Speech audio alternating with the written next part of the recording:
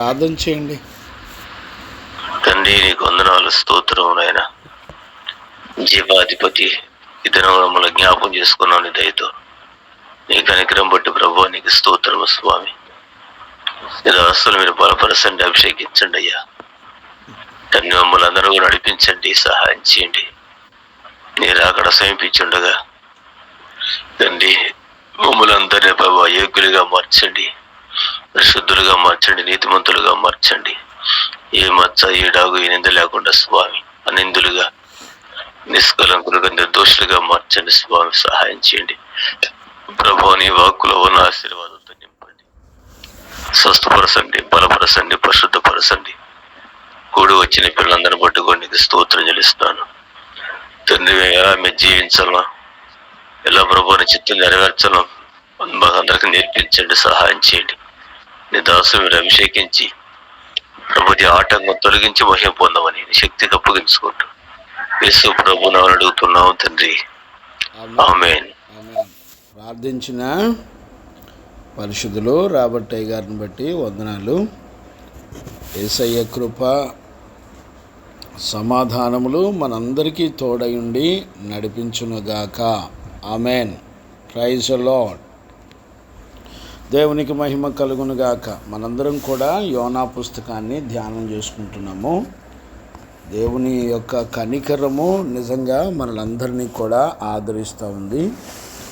యోనా పుస్తకంలో మనందరం 1 నుండి 3 వచనాల వరకు ఆల్రెడీ లాస్ట్ సెక్షన్లో మనం ఆల్రెడీ నేర్చుకున్నాము. ఈ ఉదయకాలంలో 4వ వచనం నుండి 1వ అధ్యాయము 4వ వచనం నుండి 17 వచనాల వరకు, అంటే అధ్యాయం అంతా కూడా మొదటి అధ్యాయము 4వ వచనం నుండి 17వ వచనం వరకు కూడా మనందరం కూడా చూస్తే ఇందులో దగ్గర 7 అంశాలు ఇందులో ఉన్నాయి. ఒక్కొక్క అంశాన్ని మనందరం కూడా పరిశుద్ధుడైన దేవుని చేత మనందరం బోధించబడి నడిపించబడదుము గాక. ఆమేన్. చూడండి నాన్న, ఇక్కడ యోనా పుస్తకంలో 4వ వచనం నుండి 17 వరకు చాలా రకాల అనుభవాలు ఉన్నాయి, చాలా రకాల గొప్ప అద్భుతాలు ఉన్నాయి. చాలా దేవుని యొక్క సంకల్పం ఇందులో ఉంచబడి ఉంది అనేటువంటి సత్యాన్ని మనందరం కూడా పరిశుద్ధ లేఖనాల్లో చూడవచ్చు. నేను చదువుతున్నాను, జాగ్రత్తగా అర్థం చేసుకోండి. ఇందులో యోనా ప్రవక్త ఉన్నాడు, ఇందులో సముద్రం ఉంది, ఇందులో తిమింగలం ఉంది, ఇందులో ఓడలు ఉన్నాయి, ఇందులో ఓడ నావికులు ఉన్నారు, ఇందులో సరుకులు ఉన్నాయి, ఇందులో దేవుని ఆత్మ ఉంది, ఇందులో దేవుడు చేసిన అద్భుతాలు ఉన్నాయి. ఇన్ని సంగతుల్లో అన్నీ కూడా దేవుని ఆత్మ ఎలా పనిచేస్తుందో దయచేసి మనం పరిశుద్ధ లేఖనాల్లో మనం వీటన్నిటి గురించినటువంటి సంగతులు చూడవచ్చు. ఇవన్నీ కూడా దేవుని వలన కలిగేటువంటి అద్భుతమైన కార్యాలనుగా మనం చూడవచ్చు. దేవాది దేవుడు తన సన్నిధిలో నుంచి మరి యోనా ప్రవక్త వెళ్ళిపోతున్నప్పుడు ఆయన యోనా ప్రవక్తను విడిచిపెట్టక ఎలాగూ కాపాడుకున్నాడు, ఎలా రక్షించుకున్నాడు అనేటువంటి సంగతులన్నీ కూడా మనందరం ఇక్కడ చూడవచ్చు. ఇక్కడ నుంచి చాలా చక్కటి అనుభవాలు, దేవుని యొక్క మర్మమై ఉన్నటువంటి దేవుని యొక్క సంగతులు కూడా మనం చూడవచ్చు. నేను ఒక్కొక్క వచనాన్ని చదువుతున్నాను, జాగ్రత్తగా వినండి. అయితే యెహోవా సముద్రం మీద పెద్ద గాలి పుట్టింపగా సముద్రమందు గొప్ప తుఫాను రేగి ఓడ బద్దలైపో గతి వచ్చెను. కాబట్టి నావికులు భయపడి ప్రతివాడును తమ తమ దేవతలను ప్రార్థించి ఓడ చులకన చేయుటకై అందులోని సరుకులను సముద్రంలో పారవేసి అప్పటికి యోనా ఓడ దిగువ భాగమునకు పోయి పండుకొని గాఢ నిద్ర పోవుచుండెను. అప్పుడు ఓడ నావికుడు అతని యొద్దకు వచ్చి, ఓయి నిద్రపోతా, నీకేం వచ్చినది? నీవు లేచి నీ దేవుని ప్రార్థించుము, మనము చావకుండా ఆ దేవుడు మన యందు కనికరించునేమో అనెను. 7.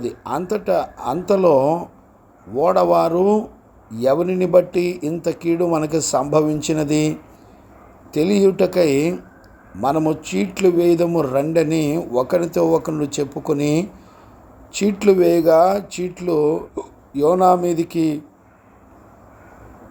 వచ్చెను. చాలండి. ఇంతవరకు 7 వచనాలు, 4వ వచనం నుండి 7 వచనాల వరకు ధ్యానం చేసుకోవడానికి ప్రయత్నం చేద్దాం. ప్రభు ఎంతవరకు మనతో మాట్లాడతాడో అంతవరకు దేవుని సముఖంలో, పరిశుద్ధుడైన దేవుని సన్నిధిలో నేర్చుకుందాము గాక. ఆమేన్. చూడండి నాన్న, నేను ఈ వచనాలు చదువుతున్నప్పుడు నాకు అనిపిస్తుంది, తండ్రి తాను ప్రేమించిన కుమారుని శిక్షించినట్లుగా ప్రభువు మనలను శిక్షిస్తాడు అన్న విషయం నాకు అర్థమవుతూ ఉంది. చాలా గొప్ప చక్కటి అద్భుతమైనటువంటి విషయాన్ని మనం చూడవచ్చు. చూడండి, ఈ మాట ఎక్కడుంటుంది? హెబ్రీ పత్రిక 12వ అధ్యాయంలో 6వ వచనంలో ఈ మాట ఉంటుంది. చూడండి, నేను ఆ మాట చదువుతాను. ప్రభు తాను ప్రేమించిన వారిని శిక్షించి తాను స్వీకరించిన ప్రతి కుమారుని దండించును అని కుమారులతో సంభాషించినట్లు మీరు సంభాషించు ఆయన హెచ్చరికను మరచితిరి. చూసారా? ప్రభు తాను ప్రేమించిన కుమారుని శిక్షించును అని రాయబడినట్లుగా మనం చూస్తున్నాం. ఆయన పిల్లలు దేవుని వాక్యానికి వ్యతిరేకంగా ఉన్నప్పుడు, లేకపోతే ఆయన మాట వినకుండా ఉన్నప్పుడు దేవుడు ఎవరిని విడిచిపెట్టే దేవుడు కాదు అనే సత్యాన్ని మనం గుర్తుపట్టవచ్చు. యోనా ప్రవక్త అయి ఉండొచ్చు, లేకపోతే యోనా సేవకుడై ఉండొచ్చు, కానీ దేవుని సముఖంలో నుండి పారిపోయేటప్పుడు దేవుడు విడిచిపెట్టేసాడులే అనుకోవడానికి వీల్లేదు. ఆయన ఖచ్చితంగా ఆయన వాక్యము ప్రకారంగా జీవించని ప్రతి బిడ్డని ఆయన త్వరగా విడిచిపెట్టే దేవుడు కాదు.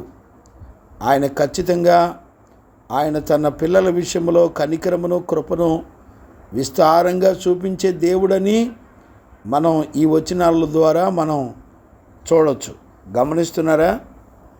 ఈ మాట వింటున్నప్పుడు దేవుని ప్రేమ మన ఎడల ఎంతగా కృప చూపుతుందో దయచేసి అర్థం చేసుకోవాలని దైవజనుడిగా నేను మనవి చేస్తున్నాను. చూడండి, ఈ రోజుల్లో తప్పు చేసిన తల్లిదండ్రులు తమ బిడ్డలు తప్పు చేస్తే ఎన్నడూ కూడా క్షమించి ఊరుకునేవాళ్ళు కాదండి. తల్లిదండ్రులైనా బంధుమిత్రులైనా ఎవరైనా తప్పు చేస్తే ఖచ్చితంగా శిక్ష వేసేవాళ్ళు ఉన్నారు, కానీ కాపాడుకునే వాళ్ళు ఎవరు లేరు. అలానే దేవుని ప్రేమ కూడా తప్పును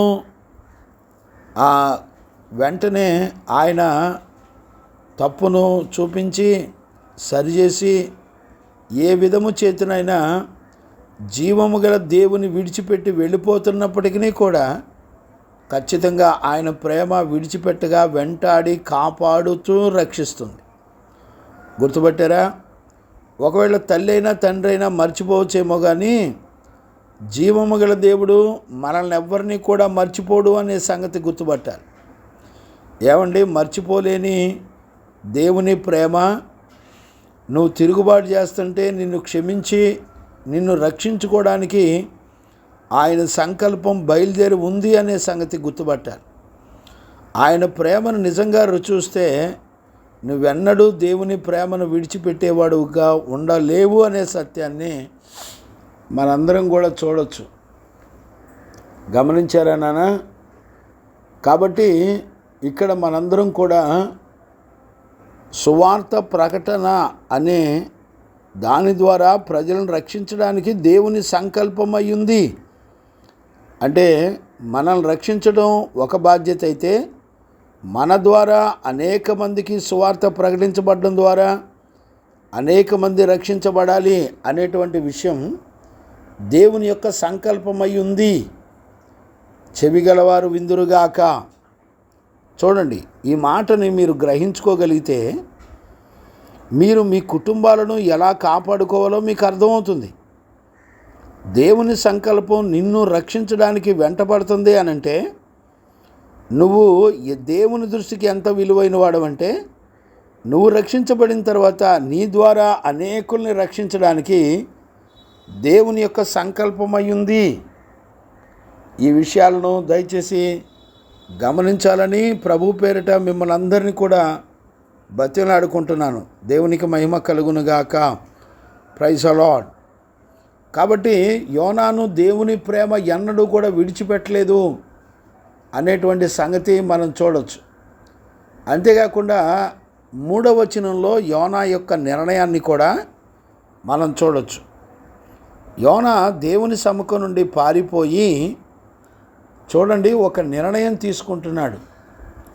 ఏ విధము చేతనైనా దేవుడు చెప్పినట్లుగా నేను చెయ్యను, నేను ఆయన చెప్పినట్లుగా చేయకుండా దేవుని సముఖం నుండి నేను చాలా దూరంగా పారిపోతాను.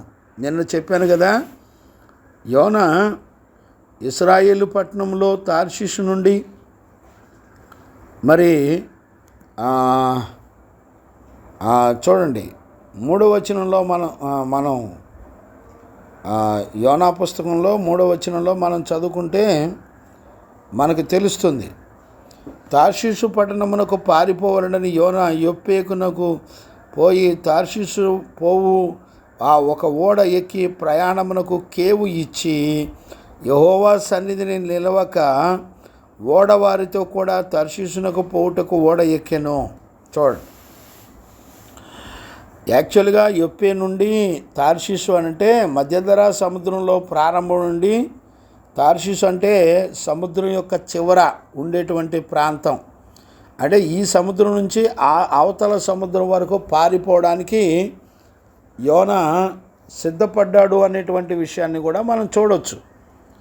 పిల్లలారా, చాలా జాగ్రత్తగా ఈ విషయాలు అర్థం చేసుకోవాలి. అంటే దేవుని కనుదృష్టికి ఎంతో దూరంగా వెళ్ళిపోవాలని ఆలోచించాడు, కానీ దేవుడు ఎక్కడా కూడా ఒప్పుకోలేదు అనే సత్యాన్ని కూడా మనం చూడవచ్చు. ఇదే 4వ వచనంలో రాయబడిన మాటను చూస్తే, అయితే యెహోవా సముద్రం మీద పెద్ద గాలి పుట్టింపగా అని రాయబడింది. చూసారా, పెద్ద గాలి పుట్టించాడంట. సముద్రం మీద తుఫాను రావడానికి గల కారణం ఏంటి అంటే పెద్ద గాలి ఆయన పుట్టించాడు. ఇక్కడ మనం గుర్తుపట్టవలసినటువంటి ప్రాముఖ్యమైనటువంటి విషయం ఏంటంటే, ఈ ఓడ నావికులు, ఈ తార్షీషు పట్టణానికి వెళ్ళే ఓడ నావికులు చాలా అనుభవం కలిగిన వాళ్ళు ఓడ మీద సముద్రం మీద వచ్చేటువంటి గాలి తుఫాన్లు ఎలా ఉంటాయో వాళ్ళకి తెలుసు. వాళ్ళకి ఆల్రెడీ ఎక్స్పీరియన్స్ ఉంది. వాళ్ళు చిన్నోళ్ళు కాదు, చాలా అనుభవ జ్ఞానం కలిగినటువంటి వాళ్ళు ఓడ నడిపే నావికులు. ఎందుకంటే మధ్యధరా సముద్రంలో ఎలాంటి గాలులు తుఫాన్లు ఎప్పుడు వస్తాయో, ఎంత పవర్ఫుల్గా వస్తాయో వాళ్ళకి తెలుసు. కానీ ఈ గాలిని చూసినప్పుడు ఓడ నావికులు భయపడిపోయినట్టుగా మనం 5వ వచనంలో చదువుతాం.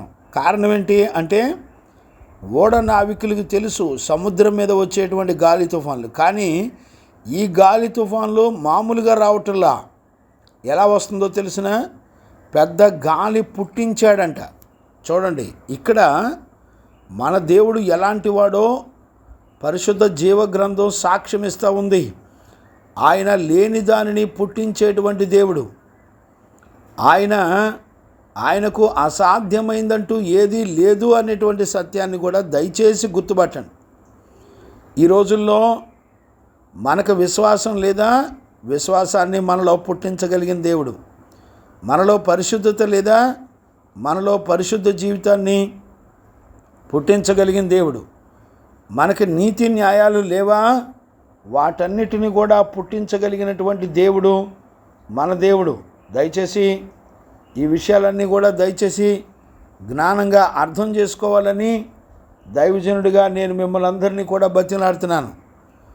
అర్థమవుతుందా? ఏది నీ జీవితంలో కొదవైందో దానిని క్రియేట్ చేయగలడు, సృష్టించగలడు. లేని దానిని ఉన్నట్టుగా, ఉన్నదాన్ని లేనట్టుగా కూడా చేయగలిగిన దేవుడు మన దేవుడు. చూడండి, తన సేవకుని రక్షించుకోవడానికి దేవుడు ప్రకృతిని వాడుకుంటున్నాడు. గుర్తుపట్టారా? అంటే ప్రకృతిని వాడుకుని దాని ద్వారా కూడా తన ప్రజలను కాపాడుకునే దేవుడు అనే సత్యాన్ని కూడా మనం గుర్తుపట్టాలి. నేను ప్రకృతి ద్వారా ఎన్నోసార్లు దేవుడు నన్ను దర్శించడాన్ని నా జీవితంలో నేను రుచి చూశానండి. నేను ఆల్రెడీ ప్రాక్టికల్గా ఎరుగున్నాను. గమనిస్తున్నారా? కాబట్టి ప్రకృతి ప్రపంచములు అన్నీ కూడా ఆయన మాట వింటున్నవి అనే సంగతి మనం గుర్తుపట్టాలి. ప్రకృతులను ఆజ్ఞాపించి ఆయన మనలను దర్శించేటువంటి దేవుడు. గమనించారండి?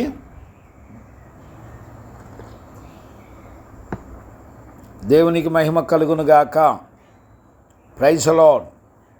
అందుకనే వింటున్న శబ్దానికి ఎంత విలువ ఉందో గుర్తుపట్టే జ్ఞానం కూడా మన దగ్గర లేకపోతే ఏ ప్రయోజనం లేదు అనేటువంటి సత్యాన్ని కూడా మనందరం గుర్తుపట్టాలి. ప్రియ దేవుని పిల్లరా, ఈ ఉదయకాలంలో దేవుని యొక్క శక్తిని గుర్తుపట్టినప్పుడు నీకున్న బలహీనతలు చాలా చిన్నవన్న సంగతి గుర్తుపట్టాలి. నీకున్న అనారోగ్యం, నీకున్న వ్యాధి, నీకున్నటువంటి అప్పులు, నీకున్నటువంటి సమస్యలు అన్నీ కూడా చాలా స్వల్పమైనవి అనేటువంటి సంగతి ఖచ్చితంగా మనందరం కూడా గుర్తుపట్టాలి. దేవునికి మహిమ కలుగునుగాక. Praise the lord. గమనించారా నాన్న? కాబట్టి ఇక్కడ మనం చూస్తున్నప్పుడు సముద్రాల మీద దేవునికి, సర్వప్రకృతుల మీద దేవునికి సర్వాధికారం ఉంది అనేటువంటి విషయాన్ని కూడా మనం చూడవచ్చు. ఇక్కడే మొదటి అధ్యాయంలో 17వ వచనంలో చివరిలో కూడా గొప్ప మత్స్యము ఒకటి యోనాను మింగవలడని యెహోవా నియమించి ఉండగా యోనా 3 దినములు ఆ మత్స్యము యొక్క కడుపులో నుండెను. గమనిస్తున్నారా? సముద్రం మీద దేవునికి సర్వాధికారం ఉంది.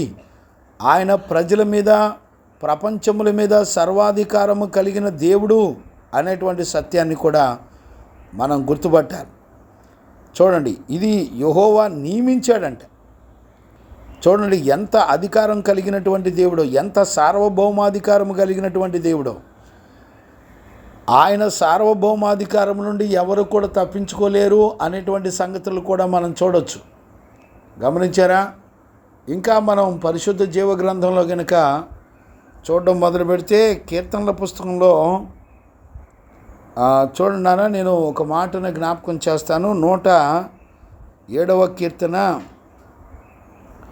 107వ కీర్తనలో 25వ వచనాన్ని నేను చదువుతాను. ఆయన సెలవీయగా తుఫాను పుట్టెను, అది దాని తరంగములను పైకెత్తును. చూసారా? వారు ఆకాశం వరకు ఎక్కుచు అగాధమునకు దిగుచు నుండిరి. శ్రమ చేత వారి ప్రాణము కరిగిపోయెను. 24 చదువుతున్నాను చూడండి. యెహోవా కార్యములను, సముద్రములో ఆయన చేయు అద్భుతములను చూచిరి. చూసారా? యెహోవా సముద్రముల మధ్య ఆయన చేసే కార్యములు కనులారా చూచిరి. నేను అడుగుతున్నాను, ఈ రోజున దేవుని యొక్క శక్తి సామర్థ్యాలు మన మైండ్లో గుర్తుంటాయండి. మన మైండ్లో నీ చిన్న, అతి స్వల్పమైన చిన్న ఆర్థిక ఇబ్బంది, చిన్న పాపం, లేకపోతే నీ అనారోగ్యం, ఏవో బలహీనతలు చాలా స్వల్పమైనవి. ఆయన శక్తి కార్యాల ముందల ఎంత చెప్పండి, ఆలోచించేవాళ్ళు లేరు. యెహోవా కార్యములు సముద్రంలో ఆయన చేయు అద్భుతములు చూచిరి. ఆయన సెలవిగా తుఫాను పుట్టెను, అది దాని తరంగములను పైకెత్తును. చూసారా, తరంగములు అనగా అలలు. అలలంట పైకెత్తుతాయట. కరుడు కరుడు అని అలలు పైకెత్తును అని రాయబడి ఉంది వేరొక చోట యోబు పుస్తకంలో. గమనించారా? మనకి మన మనసుకి సామర్థ్యాన్ని గుర్తుపట్టే శక్తి కావాలండి. ఏమండి, అన్యజనులు ఏమీ ఎరగని వాళ్ళు గుర్తుపట్టగలుగుతున్నారు, కానీ మన దేవుని శక్తిని మనం గుర్తుపట్టే వాళ్ళు ఎవరు కూడా లేరు. గమనిస్తున్నారా? ఈ రోజుల్లో దేవుని కార్యాన్ని, దేవుని శక్తిని గమనించగలిగినటువంటి సామర్థ్యం ఎవరికీ లేదండి. గమనిస్తున్నారా? ఎవరికి అర్థం చేసుకోగలుగుతున్నారు? దేవునికి మహిమ కలుగునుగాక. Praise the lord.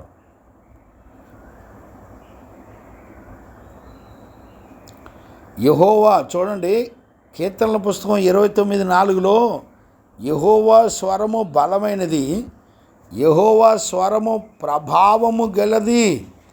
యెహోవా స్వరము దేవదారు వృక్షములను విరుచును, యెహోవా లెబనోను దేవదారు వృక్షములను ముక్కలుగా విరుచును. చూసారా? గుర్తుపడుతున్నారండి ఆయన సామర్థ్యాన్ని.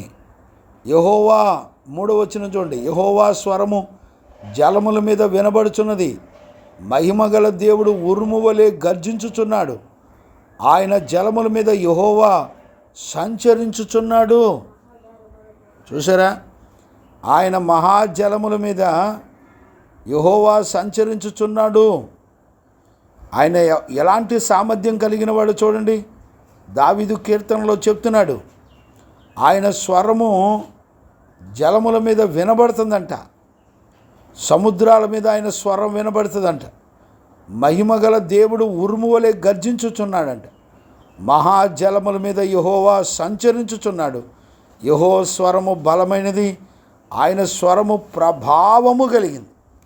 గమనించారా? ఏమండి, ఆయన స్వరాన్ని గురించి ప్రకృతికి తెలుసండి. ఈ స్వరం ఎవరిదో గుర్తుపట్టగలుగుతుంది. ఆయన దేవుడని, సర్వాధికారి అని గుర్తుపట్టగలుగుతుంది. నేను అంటాను, ఎన్నోసార్లు వాక్యం వింటున్నాం, మనం గుర్తుపట్టగలుగుతామండి? ఏమోనండి, తెలియదు. ఆయన భూమండలం మీద తన ప్రజల కొరకు ఎన్ని కార్యాలు చేసినా కూడా ప్రజలు ఆయన చేసిన కార్యములను మరిచిరి అని రాయబడింది. ఇశ్రాయేలు ప్రజలు ఆయన చేసిన కార్యములు, అద్భుతములు మరిచిరి అని రాయబడింది 78వ కీర్తనలో. 106వ కీర్తనలో కూడా రాయబడింది. చూసారా? ఈ రోజున ఎన్ని కార్యాలు చెప్పగలుగుతాం మనం? చెప్పండి. 1 కాదు, 2 కాదు, ఎన్నో కార్యాలు. గమనించారా? కనుక కీర్తనల పుస్తకంలోనే మనం ఇంకా చదివితే చాలా ఉన్నాయండి. 107లోనే ఇంకా చూడవచ్చు మనం. ఇంచుమించుగా 31 వరకు కూడా చూడవచ్చు. చూడండి,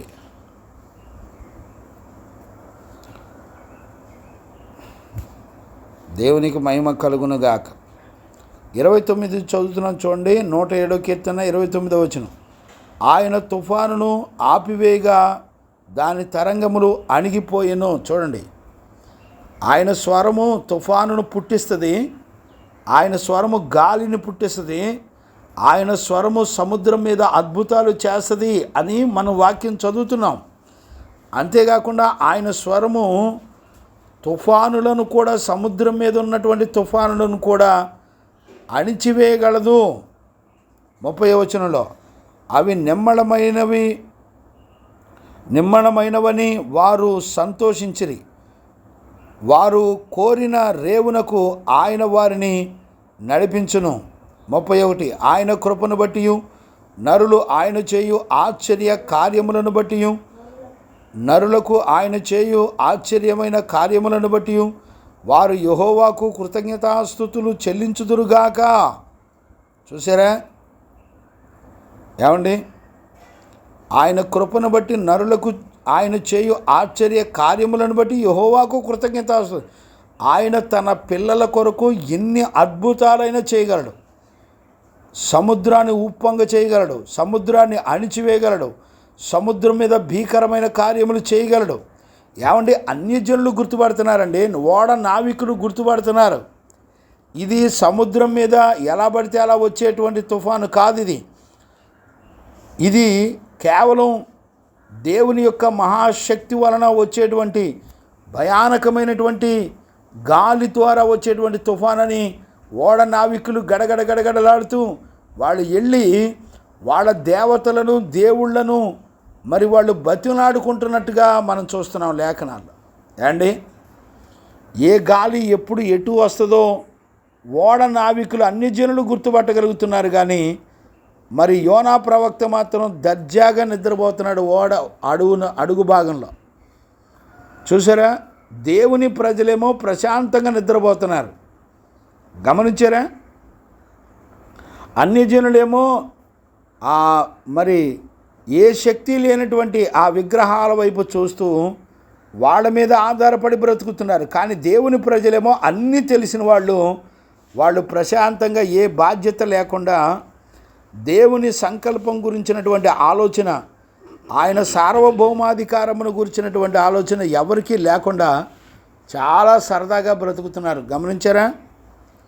కాబట్టి దేవుని వాక్యాన్ని వింటున్న దేవుని పిల్లరా, ప్రతి పదం వెనుక ఆయన యొక్క శక్తి సామర్థ్యాలను మనందరం కూడా గుర్తుపట్టాలి. చూడండి, 135లో కూడా 7వ వచనాన్ని కూడా చూడవచ్చు.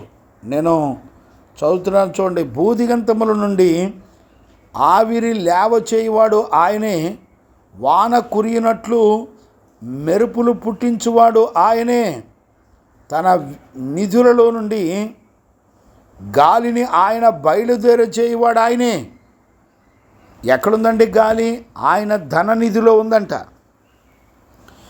ఆయన దగ్గర ఒక నిధి ఉందంట, ఆ నిధిలో ఈ గాలి ఉంది. చూడండి, ఆయన గాలి ఎప్పటికప్పుడు ఫ్రెష్గా భూమండలం మీదగా పంపించకపోతే గాలి పొల్యూషన్ అయిపోయి ప్రజలందరూ చచ్చిపోతున్నారు. గమనించారా? ఎప్పటికప్పుడు ఫ్రెష్ గాలి ఆయన నిధిలో నుంచి మనందరికీ కూడా వస్తూ ఉంది. ఆయన పంపిన గాలి పీల్చుకోవడం వల్లనే మనందరం కూడా చక్కగా బ్రతకగలుగుతున్నాం. గుర్తుపట్టే వాళ్ళు ఉన్నారండి? ఒకవేళ ఆయన కనికరపడి మంచి గాలిని కనుక ఈరోజు ఇవ్వకపోతే గాలి సరిగా అందక పిట్టలు రాలేనట్టు రాలి చేస్తారు. ఏమండి, భూదిగంతముల నుండి ఆవిరి కలుగు చేయవాడు ఆయనే, వాన కురిగినట్లు మెరుపులు పుట్టించువాడు ఆయనే, ఆయనే తన నిధిలో నుండి గాలిని బయలుదేర చేయవాడు కూడా ఆయనే. చూసారా? ఆయన సామర్థ్యాన్ని ఎలాగ అర్థం చేసుకుంటారు చెప్పండి? ఏమని వివరించగలం? మీకు అర్థమవుతుందో లేదో, ఆమోసు పుస్తకంలో కూడా యోనా ప్రవక్త ఏమని చెప్పాడు తెలిసిన? దేవుని గురించినటువంటి సంగతులు చెప్తూ వచ్చాడు. 4వ అధ్యాయంలో 13వ వచనం చివరి వచనంలో మనం చూడవచ్చు. ఆయన శక్తి సామర్థ్యాలు ఎంత గంభీరమైనయో యోనా ఆమోసు ఇశ్రాయేలు ప్రజలకు చెప్తున్నాడు. చూడండి, నేను చదువుతున్నాను, చూడండి. పర్వతములో నిరూపించువాడును, గాలిని పుట్టించువాడును ఆయనే, ఉదయమున చీకటి కమ్మజేయవాడును, మనుషుల యోచనలు వారికి తెలియజేయవాడును ఆయనే, భూమి యొక్క ఉన్నత స్థలము మీద సంచరించు దేవుడును, సైన్యములకు అధిపతిగా యెహోవా అని ఆయనకు పేరు. చూసారా? మనుషులందరికీ వాళ్ళ యొక్క ఆలోచన వారికి తెలియజేసి వాళ్ళకి బుద్ధి చెప్పేవాడు కూడా ఆయనే. చూసారా? పర్వతములు నిరూపించిన వాడు ఆయనే, గాలిని పుట్టించిన వాడు ఆయనే, ఉదయమున చీకటిని కమ్మజేయవాడు కూడా ఆయనే, పగలను చీకటిగా చేయగలడు, చీకటిని పగలుగా చేయగలడు. ఏమండి, ఆ శబ్దాలు ఏంటో ఒకసారి ఊహించుకోండి. సినిమా కూడా సరిపోదండి. మీరు చూస్తున్న సినిమా గ్రాఫిక్లు కూడా సరిపోవండి. న్యాచురల్ వ్యూ, న్యాచురల్గా ఆయన చేయగలడండి. పర్వతాలను ఆయన పుట్టించగలిగినటువంటి వాడు, గాలిని ఆయన పుట్టించగలిగిన వాడు, పగలు చీకటిని కమ్మజేయవాడు ఆయనే, మనుషులకున్న ఆలోచనలన్నీ కూడా తెలియజేసి బుద్ధి చెప్పి సరిచేసేవాడు కూడా ఆయనే. భూమి యొక్క ఉన్నత స్థలముల్లో నిత్యము ఆయన సైన్యములకు అధిపతిగా యెహోవాగా పేరుగల ఆయన సంచారం చేసే దేవుడు ఆయన. ఏమండి, ఈ రోజున చాలామంది నా బతుకు మారట్లేదు, నా జీవితం మారట్లేదు, నా బ్రతుకేంటి ఎలాగుంది, మా ఇంట్లో పరిస్థితులు ఏంటి ఎలాగున్నాయని భయపడేవాళ్ళు, దిగులు పడేవాళ్ళు చాలామంది ఉన్నారు. ఆయన సామర్థ్యం ఏంటో చూడు. ఆయన నీ బ్రతుకును ఒక్క సెకండ్లో సరిచేయగలడు. ఆయన నీ మనసు మార్చట్లేదంటే అర్థం ఏంటో తెలిసినా, నిన్ను దేవుడు వదిలిపెట్టాడని అర్థం. గమనించారా? యోనాని వదిలిపెట్టని దేవుడు ఈరోజు నీ మనసు ఎందుకు మారట్లేదు? యోనాను దర్శించిన దేవుడు, ఆ సముద్రంలో యోనా బతుకు చరిత్రను మార్చిన దేవుడు, యోనా మనసు మార్చి ఆయన చిత్తాన్ని చేయించుకున్న దేవుడు ఈ రోజున నీ మనసు ఎందుకు మారట్లేదు అంటే అర్థం ఏంటో తెలిసినా, దేవుడు నిన్ను వదిలిపెట్టాడని అర్థం. దేవుడు ఆయన తన వాక్యంలో ఉన్న జీవితాన్ని నీకు ఇవ్వటం లేదు అని అంటే ఖచ్చితంగా దేవుడు నిన్ను వదిలిపెట్టాడని అర్థం. భయపడండి, దేవునికి భయపడండి. ఊరికే పెట్ట కథలన్నట్టు ఇని సరదాగా నన్ను దేవుడు పట్టించుకుంటాడులే, ఆయన నన్ను ఎలాగైనా మారుతాడులే, నిదానంగా మారదాంలే అనుకోమాక. యోనాను దేవుడు దర్శించినప్పుడు సముద్రంలో ప్రాణం పోయేటప్పుడు కూడా దేవుడు యోనాని కాపాడుకోగలిగిన దేవుడుగా ఉండి తన బ్రతుకును మార్చాడు, తన ప్రార్థన ఆలకించాడు, రక్షించుకున్నాడు. మరి నీకెందుకు మనసు మారట్లా? నీ బ్రతుకెందుకు మారట్లా? కారణం ఏంటో తెలిసినా, నిన్ను దేవుడు వదిలిపెట్టాడు కాబట్టి నీ మనసు మారట్లా. గుర్తుపెట్టుకో, దేవునికి భయపడో. ఇకనైనా యోనాను రక్షించుకున్న దేవుడు నిన్నెందుకు రక్షించుకోవట్లా? నీ మనసు ఎందుకు మారట్లా? నీ హృదయం ఎందుకు సరిచేయబడతలా? కారణం ఏంటో తెలిసినా, దేవుడు నిన్ను వదిలిపెట్టాడన్న సంగతి ఖచ్చితంగా గుర్తుపట్టాలి.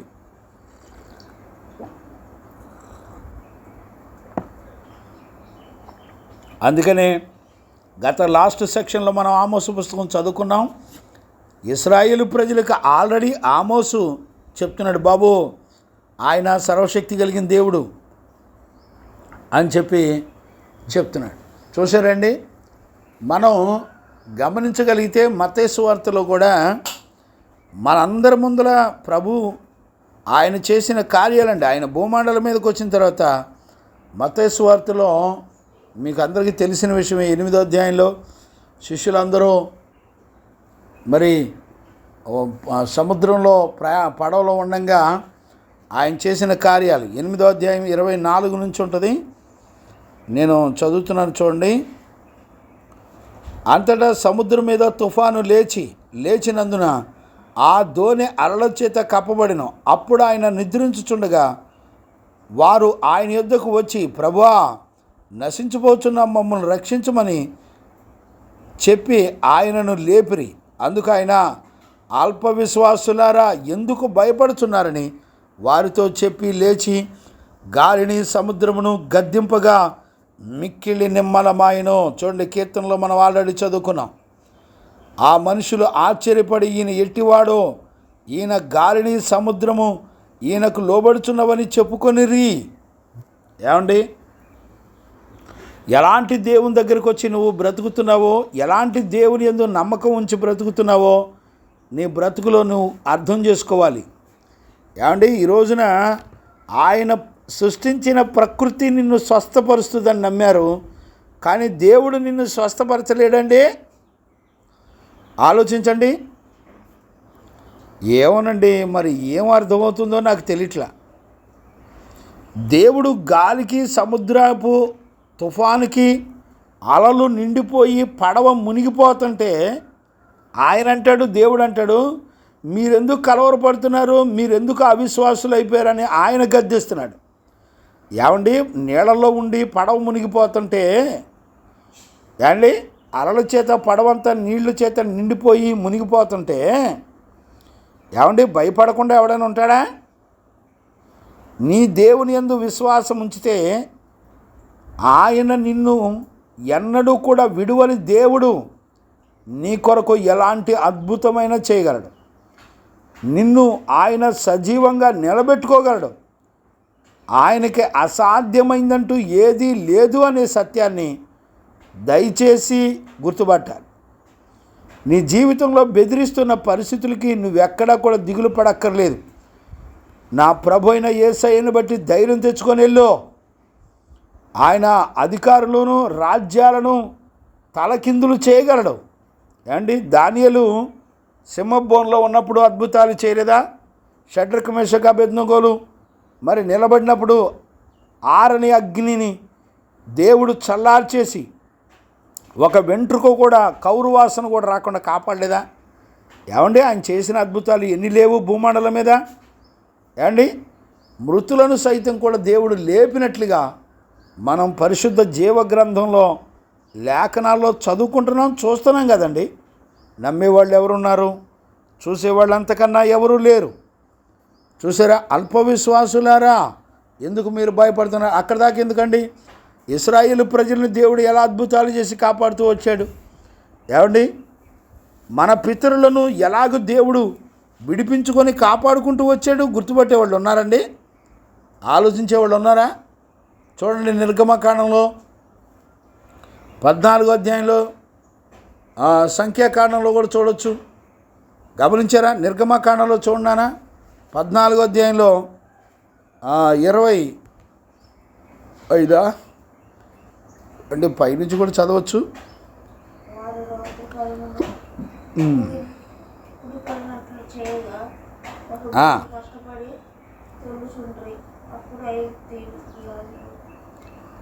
నీళ్లు విభజింపబడినట్లుగా ఇశ్రాయేలు సముద్రం మధ్యను ఆరిన నేల మీద నడిచిపోయిరి. 22 చదువుతున్నాను, ఇంకొంచెం 21 చదువుతున్నాను చూడండి. మోషే 14వ అధ్యాయం 21 నుంచి. మోషే సముద్రం వైపు తన చేయి చాపగా యెహోవా ఆ రాత్రంతయు బలమైన తూర్పు గాలి చేత సముద్రమును తొలగించి దానిని ఆరిన నేలగా చేసెను. చెవిగలవారు విందురుగాక. సముద్రం మీద ఆయన గాలిని రప్పింప చేసినప్పుడు ఆయన శక్తిని చూసారా? ఒక్క రాత్రిలో సముద్రం ఆరిపోయేటట్టు చేశాడండి. ఎంత వేడి గాలిని రప్పించుంటాడో చూడండి. సముద్రము ఒక ఆరిన నేలగా మార్చివేసేసాడండి. ఆయన పంపే గాలి ఎంత శక్తివంతమైందో చూడండి. మనకు తెలుసు కదా, గాలి తుఫాన్లు వస్తే ఎంత భయానకరంగా ఉంటాయో మనందరికీ తెలుసు కదా. గుర్తుపట్టారా ఎప్పుడన్నా? మోషే చెయ్యి చాస్తే చాలండి, ఆయన శిష్యుల ద్వారా, ఆయన తన సేవకుల ద్వారా ఎన్నో అద్భుతాలు చేయగలడు. కానీ మీ జీవితంలో అద్భుతాలు ఎందుకు చేయట్లేదు అనంటే, దేవుడు ఒకవేళ నిన్ను విడిచిపెట్టాడేమో, జాగ్రత్త. దేవుడు ఒకవేళ నిన్ను విడిచిపెట్టడం ద్వారా నీ మనసు మారట్లేదేమో, జాగ్రత్త. చూసుకోండి, పరీక్షించుకోండి. చూసారా? ఆయన తన సేవకుని ద్వారా ఎలాంటి అద్భుతాలైనా చేయగలడు. నీ కొరకు తన సేవకుని వాడుకోగలడు. గమనించారా? 22వ వచనం. నీళ్లు విభజింపబడగా ఇశ్రాయేలులు సముద్రం మధ్యన ఆరిన నేల మీద నడిచిపోయిరి. ఆ నీళ్లు వారి కుడి ఎడమల ప్రక్కలను వారికి గోడవలే ఉండెను. చూసారా? సముద్రపు నీరుని తన ప్రజల కొరకు ఒక గోడలాగా చేసిన దేవుడు అండి. ఎన్నన్న చెప్పండి, ఏదైనా సమస్య వస్తే నీకు గుర్తొచ్చే దేవుడు తెలిసిన మనుషులు, డబ్బులు, ఆ ఇన్ఫ్లుయెన్సు, ఎమ్మెల్యేలు, ఎంపీలు, అధికారులు, డాక్టర్లు, ఎవరు గుర్తొస్తారు చెప్పండి? ఈ రోజున నీ దేవుడు ఎంత శక్తివంతుడో నువ్వు గుర్తుపట్టలేని భయానకమైనటువంటి శాపగ్రస్తమైన స్థితిలో ఉన్నావు. నీ కొరకు రాజులను, శాసనాలను కూడా మార్చగలిగిన దేవుడు అనేటువంటి సత్యాన్ని గుర్తుపట్టగలిగిన వాళ్ళు ఉన్నారండి. ఈ రోజున ఎవ్వరూ కూడా ఆలోచించేవాళ్ళు లేరు, గుర్తుపట్టేవాళ్ళు అంతకన్నా కూడా లేరండి. పిల్లలారా, చెవిగలవారు విందురుగాక. ఆయన కార్యాలు ఎంత ఘనమైనయో చూడండి. ఆ సముద్రంలో ఆరిన్నేల చేయటం ఒక ఎత్తు అయితే, సముద్రపు నీటిని అటుపక్క ఇటుపక్క కుడి చేతి పక్క ఎడం చేతి పక్క గోడలాగా నిలబెట్టేశాడంట. ఇప్పుడు చూడండి, ఐగుప్తీయులు ఫరో గుర్రములను రథములను రౌతులను వారిని తరిమి సముద్రము మధ్యన చేరిరి. అయితే వేకుజామున యెహోవా అగ్ని మేఘమైన స్తంభము నుండి ఐగుప్తుల దండు వైపు చూచి ఐగుప్తీయుల దండును కలవరపరిచింది. చూసారా, ఐగుప్తీయుల దండు రాకుండా అగ్ని స్తంభముగా నిలబడి వాళ్ళని ఆపేసిందంటండి. ఏంటండి ప్రపంచంలో మనుషుని కోసం ఎవడైనా ఇన్ని అద్భుతాలు చేస్తారండి? ఎవరైనా ప్రజల పక్షంగా పాపుల పక్షంగా ఆయన నిలబడి వాళ్ళని కాపాడుకోవడంలో ఎన్ని అద్భుతాలు చేస్తున్నాడు చూడండి. బిడ్డలారా, ఈ రోజున యోనా పుస్తకం ద్వారా నువ్వు గమనించాల్సింది ఏంటంటే, నిన్ను కాపాడుకోవడానికి దేవుడు ఎన్ని అద్భుతాలైనా చెయ్యగలడు. దయచేసి గుర్తుపట్టాలని నేను తండ్రిగా మిమ్మల్ని అందరినీ కూడా బతిమలాడుకుంటున్నాను. నీ కొరకు ఎలాంటి అద్భుతాలైనా చేయగలడు. నిన్ను రక్షించుకోవడానికే ఆయన నీ మీద కనికరం, దయను, జాలిని, కృపను కుమ్మరిస్తామన్నాడు. ఈరోజున ఆయన స్వరాన్ని విని ధైర్యం తెచ్చుకో. నువ్వే స్థితిలో ఉన్నావో నాకు తెలియదు, కానీ నీ స్థితిగతులు అన్నిటిలో నుంచి అద్భుతాలు చేసి నిన్ను కాపాడగలిగిన దేవుడు, నీ బ్రతుకు మార్చగలిగిన దేవుడు, నీ బుద్ధిని సరిచేయగలిగిన దేవుడు అని గుర్తుపెట్టుకో.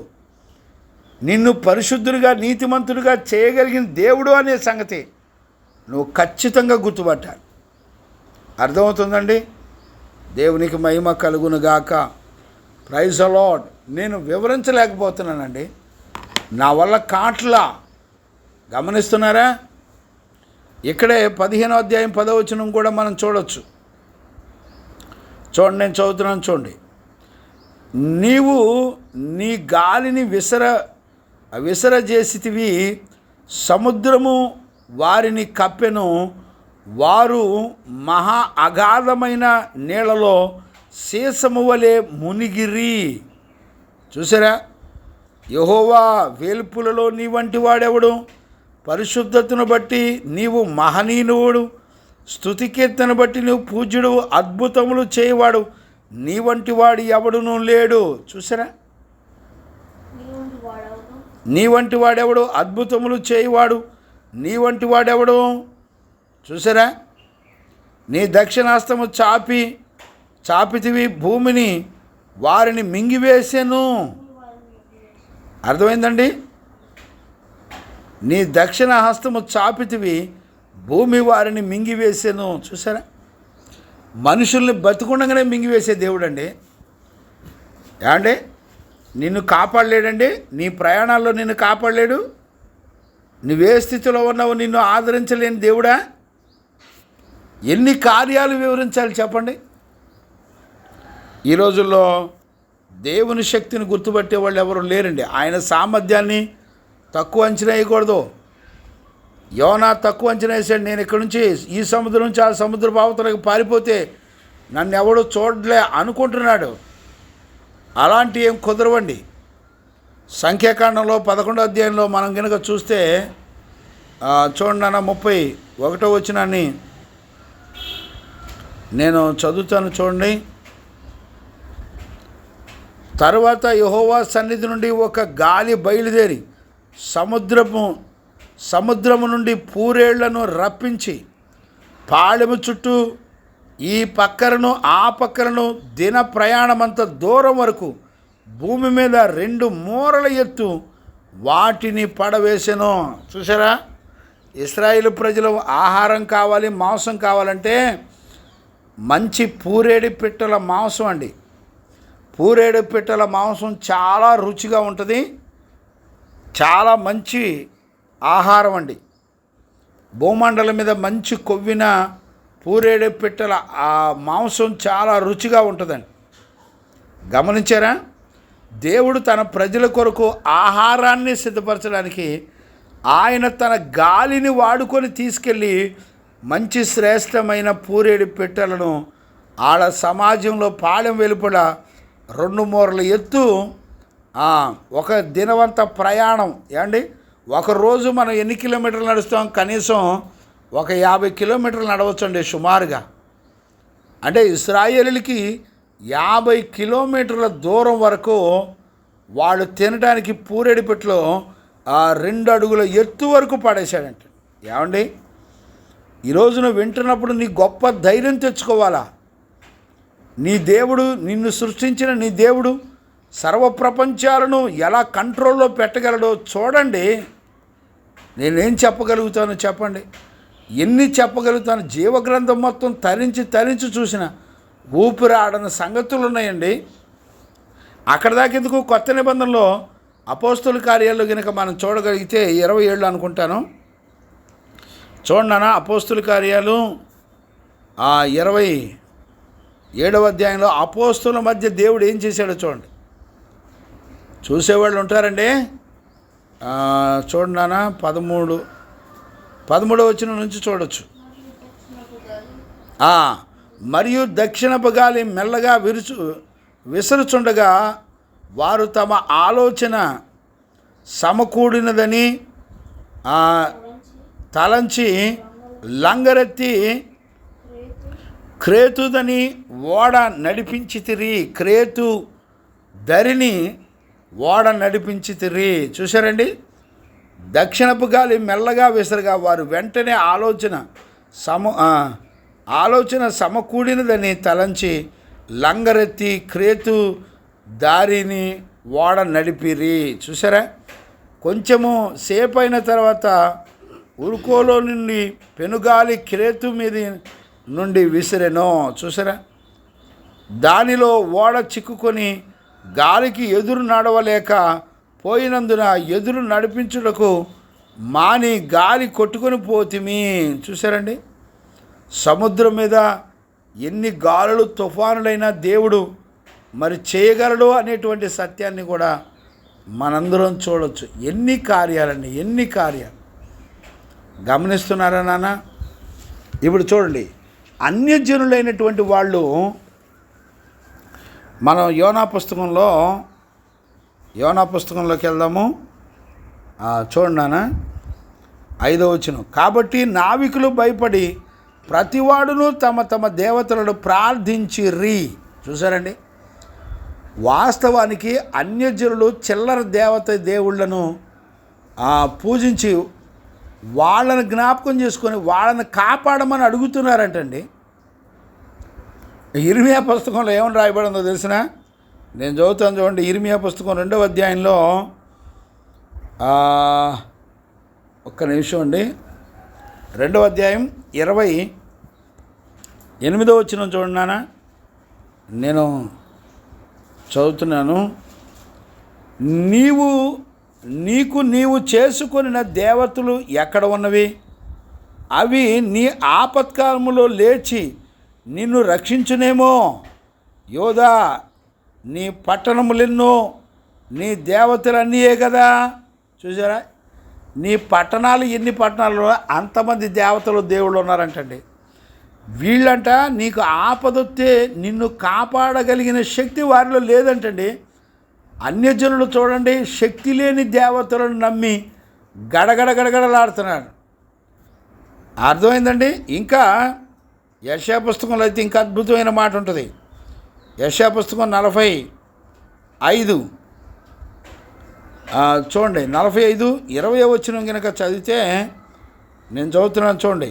45 కూడి రండి, జలములలో తప్పించుకున్న వారిలారా, దగ్గరకు వచ్చి కూడుకొనిడి తమ కొయ్య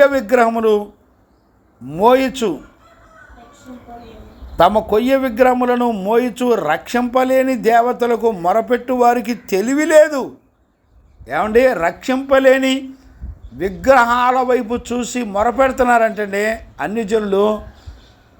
రక్షింపలేని వాటికి చూడండి ఎంత నమ్మారో. ఈ రోజున రక్షింపగల దేవునిని నమ్మగలిగిన వాడు ఉన్నాడండి. యోనా నమ్మాడండి. నమ్మకపోవడం వల్లనే ఆయన కార్యాలను, శక్తిని ఎరుగున్నప్పటికీ కూడా నమ్మలేదండి యోనా. చూసారా,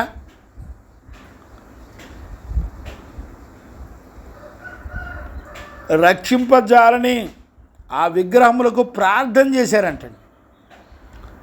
ఏమండి, అర్థమవుతుందండి? మనకు తెలుసు కదా, ఏలియా గురించి తెలుసుగా. ఏలియా ఏం చేశాడు?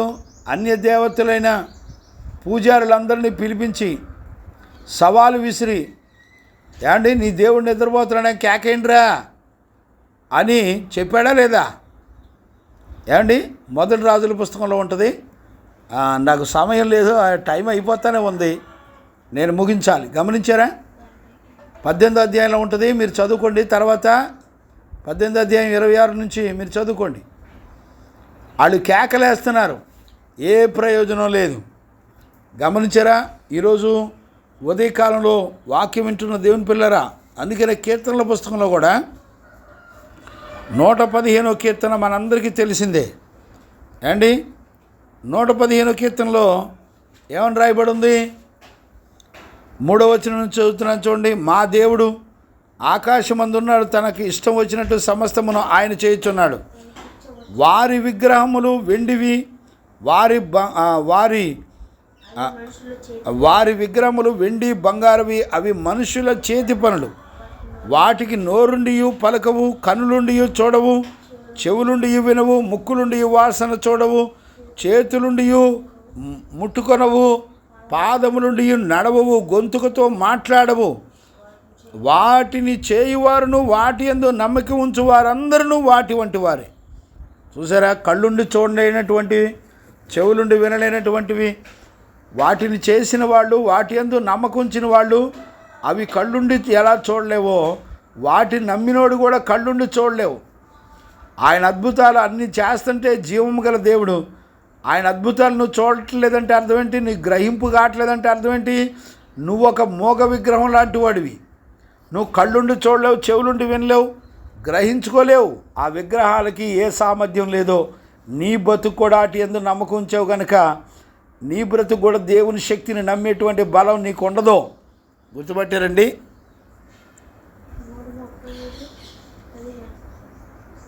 ఆ 135:15 కూడా అంట చూడండి. చూసారా? అన్ని జనుల విగ్రహాలు వెండి బంగారం అయ్యి, అవి మనుషుల చేతి పనులు, వాటికి నోరుండియు పలకవు, కళ్ళుండి చూడవు, చెవులుండి వినవు, వాటి నోళ్ళలో ఊపిరి లెస్సయ్యను లేదు. వాటిని చేయువారును వాటి యందు నమ్మకించువారును వాటితో సమానము. గుర్తుపట్టారండి? ఏం లేదండి, దురద చెవులు గల వాళ్ళు విన్నట్టు వింటవను సరదాగా టైంపాస్ చేయటం. ఒక కాలం వస్తుంది మన బ్రతుకులో దేవుని విషయాల్లో ఆలోచన లేకుండా బ్రతికిన మన బ్రతుకులో మనకి మంచి కోటింగ్ ఇవ్వడానికి ఆయన సిద్ధంగా ఉంటాడులేండి. నమ్మేవాడు ఎవడు లేడు. గమనించారా నాన్న? కనుక ఈ విషయాలన్నీ కూడా భూమండలం మీద ఆయన ప్రకృతిలో నుంచి ఆయన తన పిల్లల కొరకు డైరెక్ట్గా చేసినటువంటి అద్భుతాలండి. ఈరోజు ఉదయకాలంలో వాక్యం వింటున్న దేవుని పిల్లరా, దయచేసి ఈ విషయాలన్నిటిని కూడా గుర్తుపట్టాలని ఒక తండ్రిగా నేను మిమ్మల్ని అందరినీ కూడా బతిలాడుకుంటున్నాను. దయచేసి గమనించండి. కాబట్టి మనం చూడండి, ఇప్పుడు ఆమోసు పుస్తకంలో 1 వచనం 4-5 వచనాలు ధ్యానం చేసుకునేప్పటికీ టైం అయిపోయింది. చూసారా? కాబట్టి ఆయన శక్తిని గుర్తుపట్టి ఆయన యందు నమ్మకం ఉంచితే యోనాను కాపాడిన దేవుడు ఈరోజు నిన్ను, నన్ను, మన కుటుంబాలను, మన తల్లిదండ్రులు అందరినీ కూడా కాపాడగలిగినటువంటి దేవుడు అనే సత్యాన్ని ఖచ్చితంగా గుర్తుపట్టాలి. అలాంటి కృప యేసయ్య మనందరికి అనుగ్రహించి నడిపించి రక్షించి కాపాడునుగాక. ఆమెన్. ప్రార్థన. మహాపరిశుద్ధుడైన తండ్రి, నీకు స్తోత్రాలు నాయనా. ఈ ఉదయకాలంలో నీ కనికరము చేత నాయనా నీ వాక్కును పంపి నీ బిడ్డలతో నాతో మీరు మాట్లాడినందుకు స్తోత్రాలు. నీ నామ ఘనత కొరకై యోనా పుస్తకంలో నుండి అనేక సత్యాలు 4-5 వచనాల నుండి మీరు మాతో మాట్లాడుతూ వచ్చారు నాయన. నాయన, సర్వ ప్రకృతుల మీద, సర్వ ప్రపంచం మీద సార్వభౌమాధికారము కలిగిన దేవాది దేవుడు నువ్వు అక్కడవే నాయన. కాబట్టి ప్రభా, నీవు నీ బిడ్డలను కాపాడుకున్నట్టుకు ఎన్ని అద్భుతాలైనా చేయగలిగిన దేవుడు. ఒక సముద్రం మీదే ఎన్ని కార్యాలు చేస్తూ వచ్చావు నాయన. మేము తలపోసుకోవడానికి మా శక్తి సామర్థ్యాలు సరిపోవటం లేదయ్యా. అయ్యా, గాలి సముద్రమును మీరు గద్దించే దేవుడవు నాయన. నాయన, సముద్రమును భూమి మీద నీళ్ళవలే పారబోయేవాడవు నీవే అని రాయబడి ఉంది నాయన. నాయన, నీ కార్యాలు, నీ శక్తి, నీ బలాతిశయమును బట్టి నీ పాదాలు పట్టుకొని నేను స్తుతిస్తున్నాను నాయన. నా పిల్లలందరికీ మనోనేత్రాలు వెలిగించండి. లేఖనాలు వింటున్న దేవుని పిల్లలందరి మనోనేత్రాలు వెలిగించి వారికి కలిగిన భయము, భీతి, దిగులు, చింత, బాధలన్నిటి నుండి విడిపించుటకు, నిన్ను నమ్ముటకు కృప దయచేయండి. యోనాను రక్షించిన దేవుడవు ఈ రోజున మమ్మల్ని అందరినీ కూడా రక్షించి కాపాడగలిగిన వాడవని నమ్ముటకు కృప చూపించినందుకు స్తోత్రాలు చెల్లిస్తూ, లైవ్లో వచ్చిన బిడ్డలందరినీ, ఉపదేశం విన్న బిడ్డలందరినీ కాపాడి రక్షించండి. ధైర్యమిచ్చి నడిపించండి. యోనాను కాపాడినట్లుగా బిడ్డలను కూడా కాపాడి రక్షించి కృపనిచ్చినందుకు స్తోత్రాలు చెల్లిస్తూ యేసయ్య నిన్ను అడిగి పొందినాము తండ్రి. Amen, amen. ప్రార్థన ఆలకించి అడిగినవన్నీ పొందుకునే భాగ్యమిచ్చి నడిపించిన యేసయ్యకు స్తోత్రం చేయదమో. స్తోత్రం, స్తోత్రం, స్తోత్రం, స్తోత్రం, స్తోత్రం. తండ్రి, కుమార, పరిశుద్ధాత్మ దేవునికి స్తోత్రం చేయదమో. స్తోత్రం, స్తోత్రం, స్తోత్రం, స్తోత్రం, స్తోత్రం, స్తోత్రం. ఆమెన్. మన తండ్రి అయిన దేవుని నుండి, మన ప్రభు అయిన యేసుక్రీస్తు నుండి, పరిశుద్ధాత్మని యొక్క అన్యోన్య సహవాసము, సన్నిధి, సమాధానం విశ్వసించిన బిడ్డలకును సకల పరిశుద్ధులకును యేసయ్య కృపా సమాధానములు మనందరికీ తోడైండి నడిపించునుగాక. Amen, amen.